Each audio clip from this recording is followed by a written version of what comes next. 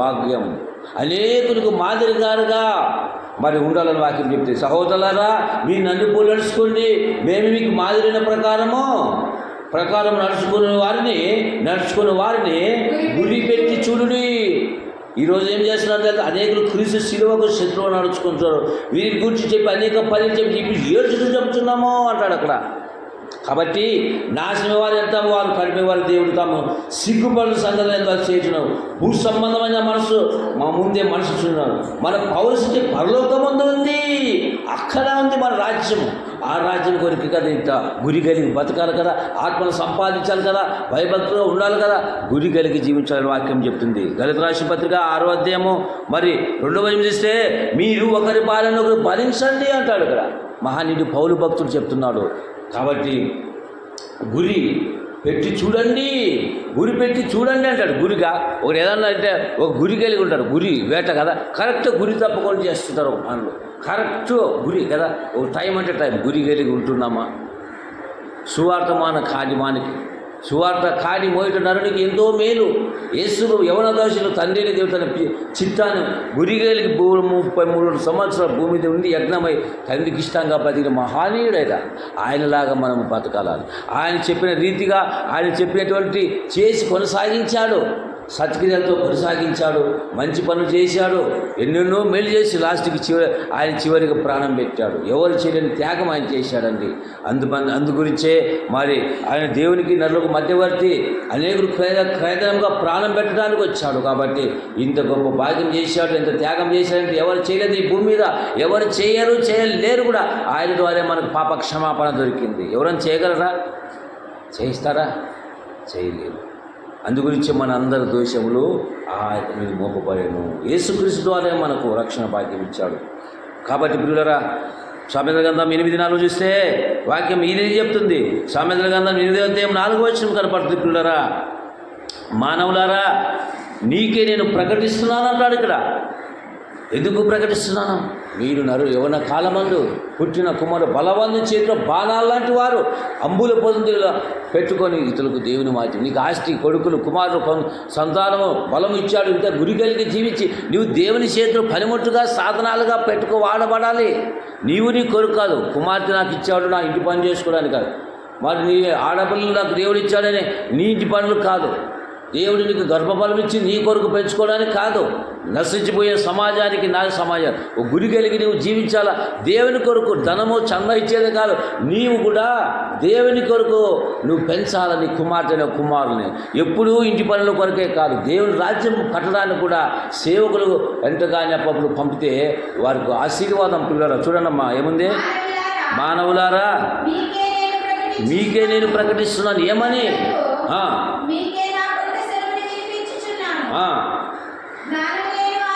జ్ఞానం లేని వారలారా జ్ఞానం ఎట్టిదైనాను తెలుసుకోండి కదా. బుద్ధిహీనులారా యోచించి చూడండి, గురి కలిగి యోచించి చూడండి ప్రియులారా. అందుగురించే ఈ తెల్లవారుజామంలో చెప్తున్నాడు, సోదరులారా మీరు నన్ను పోలి నడుచుకోండి, మేము మీకు మాదిరిన ప్రకారం నడుచుకోండి, గురి పెట్టి చూడండి. యవన కాలమందు కాళమానం మోయట నరుడికి ఎంతో మేలు. ఎవరి దగ్గర నేర్చుకోవాలంట? నేను సాత్వికులను దీన మనసు కలవాడను ఎవరి దగ్గర నేర్చుకోవాలంట? యేసుక్రీస్తు పాదాల దగ్గరకు వస్తే ఆయన నేర్పుతాడు ఉచితంగా. ఈరోజు ట్యూషన్ మీ పిల్లలు ఎంత కడతారు కదా, లక్ష డొనేషన్ కట్టి పెద్ద పెద్ద సిటీలకు పంపిస్తారు. ఉచితంగా నేర్చుకున్నారు, సాత్వికం సంపాదించుకోవాలంటాడు కదా. ఎక్కడ తెలుసా? తిమోతి రాసిన పత్రిక మరి 1 తిమోతి 6:19 ఉంది, 11లో ఉంది ఆ మాట. కాబట్టి ఇవి సంపాదించుకోవాలా, నరుకాలం కానుమాని మోయాలా, దేవుని రాజ్యం కట్టబడాలా, ఇవి సంపాదించుకోవాలి. ముగించుకుందాం, చదవండి. 1 తిమోతి 6:11 చూడు.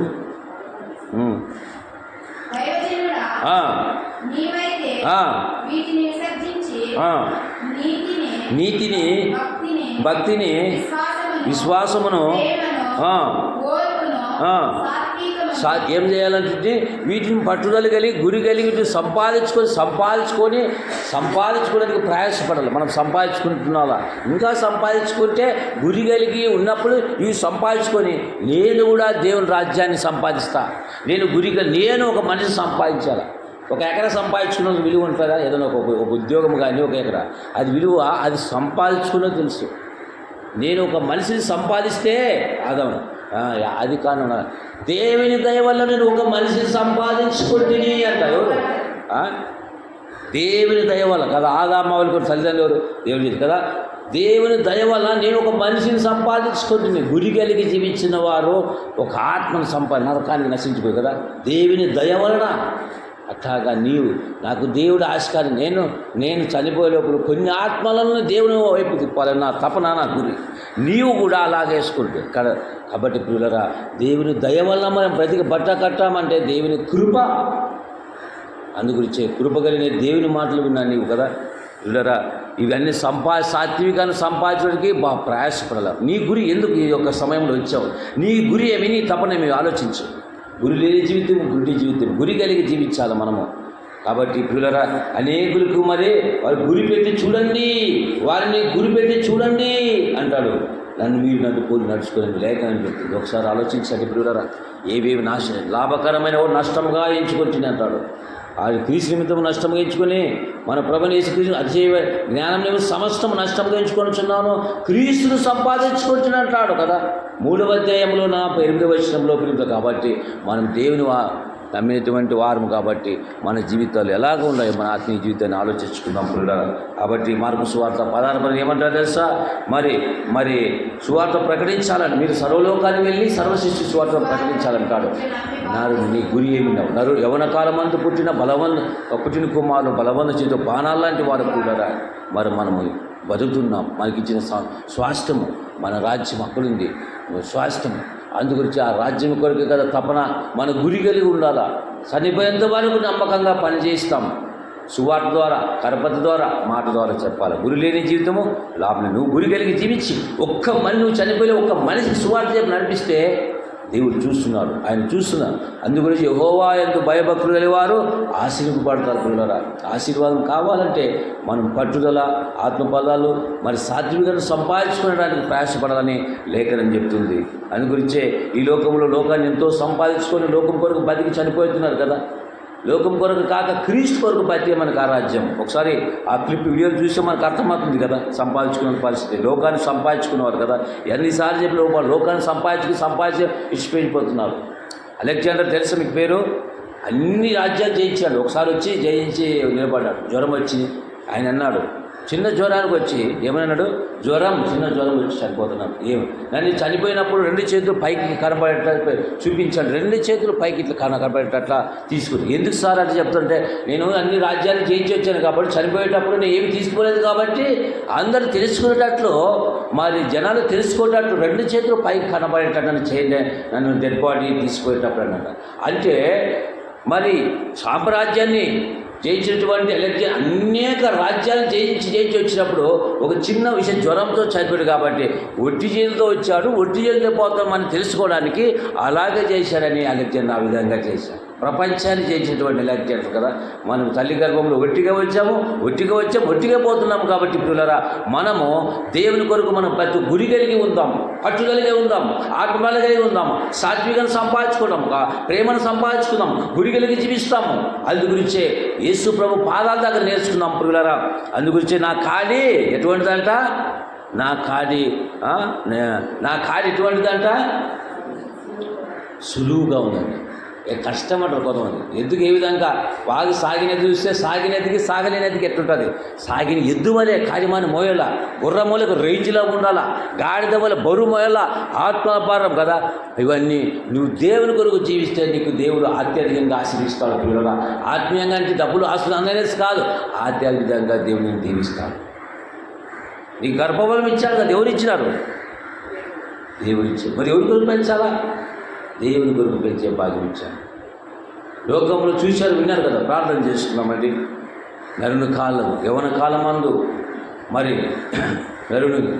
యవన కాలమందు కార్యమానమోడు నరుకు ఎంతో మేలు వాక్యం. గురి కలిగి జీవిస్తామండి. తలలు వంచాలి, ప్రార్థించుకుందామండి.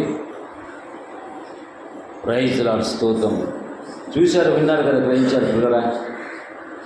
లోకం ఎట్టిపోతుందో సమాజం. గురి లేని జీవితం కలిగి ఉన్నారు. రకరకాల గురి లేని జీవితాలు, స్థిరమైన మనసు లేక ఆ లోక సమానం గురులు ఉంటే లాభం లేదు. అదే విధంగా గురి కలిగి జీవించాలా. ఒకసారి ఆలోచన చేసుకోండి, ప్రార్థన చేసుకుందామండి. ఈ మాటలు విన్నారు, చూశారు, క్లిప్ చూశారు కదా, విన్నారు, ఆలోచించారు పిల్లరా. బైబిల్లో మాటలు విన్నారు, చూశారు కదా. ఈ మాటలు అరులారా నేనే మీకు ప్రకటిస్తున్నానని చెప్పాడు. వాక్యం ద్వారా నీతో మాట్లాడి ఉన్నాడు. ఆయన మాటలు సరి చేసుకున్నాం. నీ జీవితాన్ని ఆలోచన చేసుకుని ప్రార్థన చేసుకున్నామండి. ఈ మాటలు చూశారు, విన్నారు ప్రతి ఒక్కరూ. ఆలోచించి చూసిన ప్రతి ఒక్కరూ, వీళ్ళు మాటలు విన్న ప్రతి ఒక్కరు ఆలోచించి గురి కలిగి జీవించడానికి సిద్ధపాటు కలిగి ఉంది. ఆలోచించుకోకుండా నేను నీకే ప్రకటిస్తున్నాను అంటున్నాడు. అలాగా ఆధ్యాత్మికంగా జీవించినప్పుడు నీకు దేవుడు ఆత్మీయంగా బలపరుస్తాడు. ప్రార్థన. కృపా సత్య సంపూర్ణైన మా ప్రియ పరలోకపు తండ్రి, నీ పాదములకు స్తోత్రములు. ఈ సమయంలో ఈ రీతిగా వచ్చి నేను స్తుతిస్తున్నాము, కనపరుస్తున్నాము. సహాయం చేయండి, కృప చూపండి అయ్యా. ముఖ్యంగా ఈ యొక్క సమయంలో తెల్లవారుజాము లేచి నేను స్తుతించడానికి గొప్ప యవ్వన కాలమందు పుట్టిన బలవంతుని చేతులు బాణముల వంటి వారు స్వాస్థ్యం ఆస్తి వీరు దేవుని వరకు పెంచాలనే ఆలోచన ప్రతి కుటుంబాలకు దయచేయండి. ఈ గ్రామంలో విన్న ప్రతి ఒక్కరూ గురి కలిగి జీవించి అనేకులకు ముమ్మూర్తిగా మాదిరికరంగా ఉండేటట్టు కృప చూపండి అయ్యా. విత్తమైన వాక్యం వృధా కాకుండా అందరి హృదయాల్లో నీరు కట్టి పరీక్షే పాకిని ప్రసాదించమని వేడుకుంటూ మరొకసారి ఎవరు ఏ ఆలోచనతో వచ్చారో, ఎవరు ఇబ్బందులతో వచ్చారో, ఏ సమస్యలతో వచ్చారో, ఏ కుటుంబంలో ఏ సమస్యలు ఉంటే వారిని రాత్రికాలంలో పరిచయం చేసిన వారికి రావాల్సిన ప్రతిఫలము, మరి ముఖ్యంగా ఈ గ్రామంలో దేవుని సేవకులు ఉన్నారు, వారి కుటుంబాలు వారు ఎక్కడికి పోయినా సువార్త మనం ప్రకటించిన కృప చూపండి అయ్యా. ఇక్కడ స్త్రీలు ఎక్కువ వచ్చినారు, పురుషులు కూడా అట్లాగే వచ్చేటట్లా వాక్యం విని లోపలి నడుచుకున్నట్లా కృప చూపండి. మరి లోకమంతా చీకట్లు నిలబడింది, కానీ నువ్వు గురి కలిగి జీవించి ఒక ముమ్మూర్తిగా ఉండాలా. క్రీస్తుని పోలి నడుచుకోని అంటే పౌలు చెప్పాడు. నేను క్రీస్తుని పోలి నడుచుకున్న ప్రకారం మీరు నన్ను పోలి నడుచుకొని గురి కలిగి గురి పెట్టి చూడుని అని చెప్పావు. నీ పాదాలకు స్తోత్రాలు. విత్తపైన వాక్యం వృధా కాకుండా నీ చిన్నారులు చక్కగా వాక్యం విన్నారయ్యా. సహాయం చేయండి, కృప చూపండి. ఈ గుడిని ఆదరించేంతవరకు జరిపించినందుకై కృతజ్ఞతాస్తుతులు చెల్లిస్తూ ఈ ప్రార్థన పరమైన యేసుక్రీస్తు వారి పుణ్య నామాన్ని బట్టి ప్రార్థించున్నాం మా పరమ తండ్రి. ఆమేన్.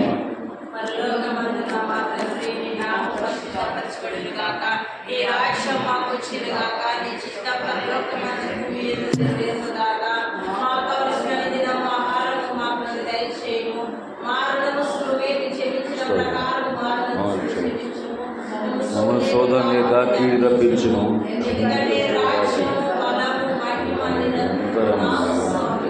ఆమె ఆశీర్వాదములు మన తండ్రి యొక్కయు కుమారుని యొక్కయు పరిశుద్ధాత్మాదరణ ఇక్కడ ఇచ్చిన ప్రతి బిడ్డలందరి మీదను సదాకాలము తోడగిండి నడిపించుగాక. ఆమేన్.